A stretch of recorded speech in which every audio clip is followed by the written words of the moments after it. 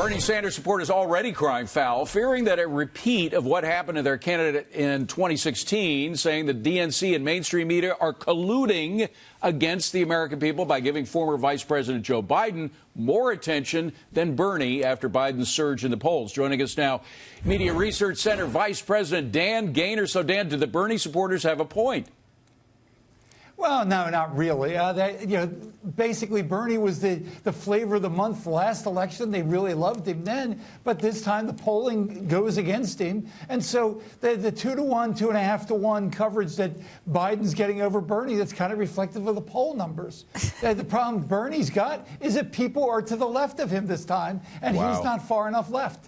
Dan, I went to law school, but I've never seen a law that says you have to allocate a certain amount of minutes to each candidate. I think the Sanders argument here is ridiculous. But I will ask you this question. With so many candidates right now on the stage, I think 23 was the last count that I had. I couldn't even recite them all for you if I had to. It is so difficult for people to make informed decisions. Shouldn't they be focusing on the media and Democrats and others alike on the front runners so they could really understand what the platform is?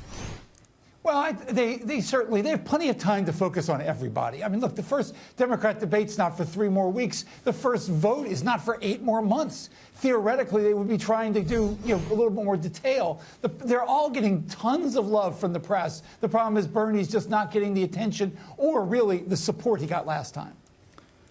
Hey, Dan, Gary Smith, good to see you again, my friend.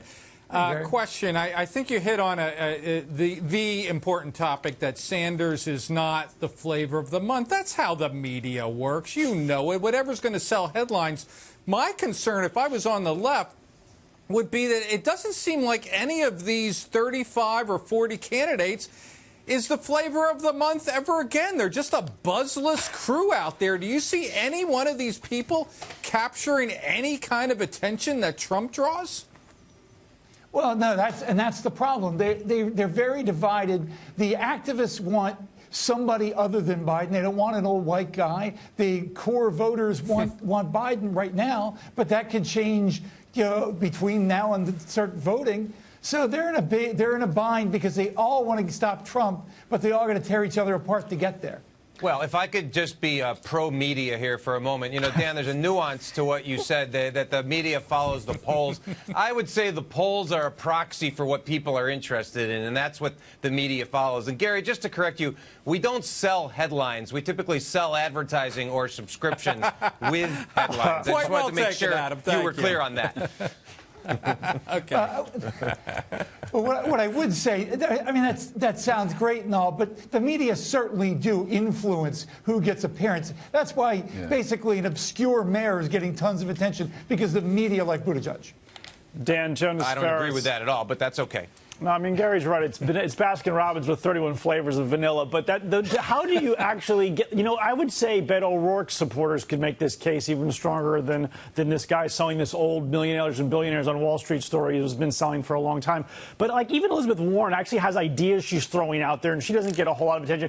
What would you recommend any of these candidates do to be the Trump and make the rest of them disappear in the media's glaze? Like, what do they need to do? Have more ideas? That doesn't seem to work. Like, where would you go with this? Well, I mean, you've got to be engaged across platform. Everybody, we're all thinking about old media, and you look, you're talking earlier in the show about Ocasio-Cortez. She's basically the dominant player in the Democratic Party right now. She's a cross-platform star. They've got to be it. Buttigieg tries to be that. Beto tries to be that. But you got to do it with more charisma than either one of them have. Dan, in 2016, by the way. in 2016, and Bernie supporters had a lot of evidence to back up their claims that they were cheated in certain ways by the Democratic National Committee. 12% of Bernie supporters crossed the line and voted for Donald Trump. That's how upset they were about the way they were treated. Do you think that they have that same kind of animosity and that they might do the same thing this time?